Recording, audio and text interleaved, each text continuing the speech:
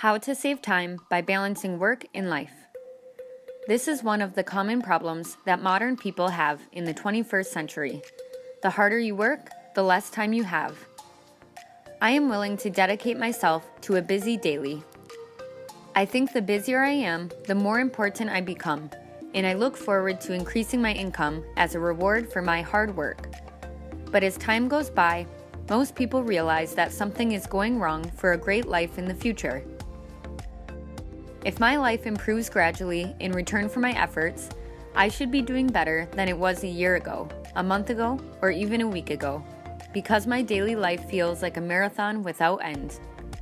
More and more work is required to be done, and as you keep working overtime, you start to question the direction of life, whether it is appropriate to live this way.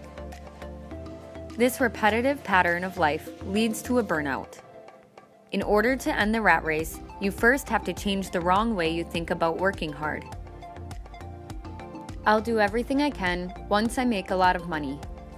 Most people make up their minds to do this, but in fact, it's not a specific goal. The problem is not money. We don't envy millionaires. We want the free time they enjoy. So the real goal that we need to set is to get away from the non-important work, have the freedom in work, and make good use of that time to balance work and life. It wasn't until I realized it that I got out of being a workaholic, and I'm building a new lifestyle that encourages me to work only 4 hours a day. After listening to my story, many people dream of living the life of a digital nomad who want to work freely. The reason why we work so hard is not because we want to be financially stable, but because we want to have more free time. From now on, I'll give you 4 tips on how to save time. Number 1, restrict emails. Emails are useless and are the biggest impediment to waste time.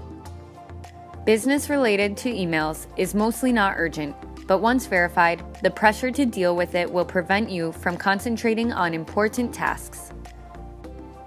So the first thing you need to do is break the habit of checking emails as soon as you come to work.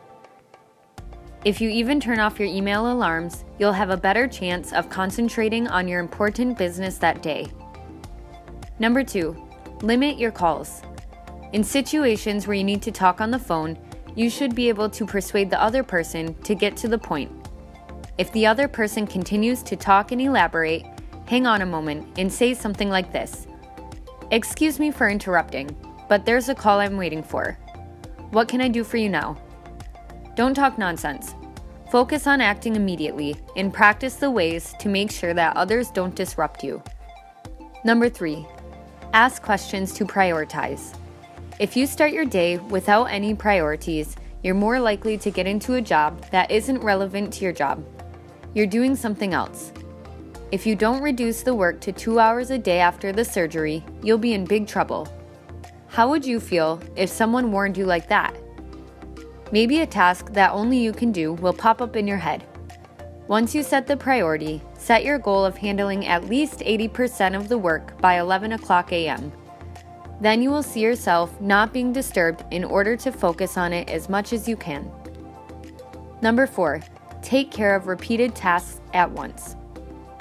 Every business, large or small, has its preparation period. Reoccurring tasks such as sending emails, paying bills, etc., can be put together for a certain amount of time to deal with them all at once. Your attention isn't distributed, so you'll save a lot of time. Number 1, restrict your emails. Number 2, limit your calls. Number 3, ask questions to prioritize. Number 4, take care of repeated tasks at once. Getting rid of the obstacles and focusing on the important things first will bring you closer to being rich in time rather than to the busy life. Keep this in mind. A real break is when the times of a given environment come together and take a deep root in my life.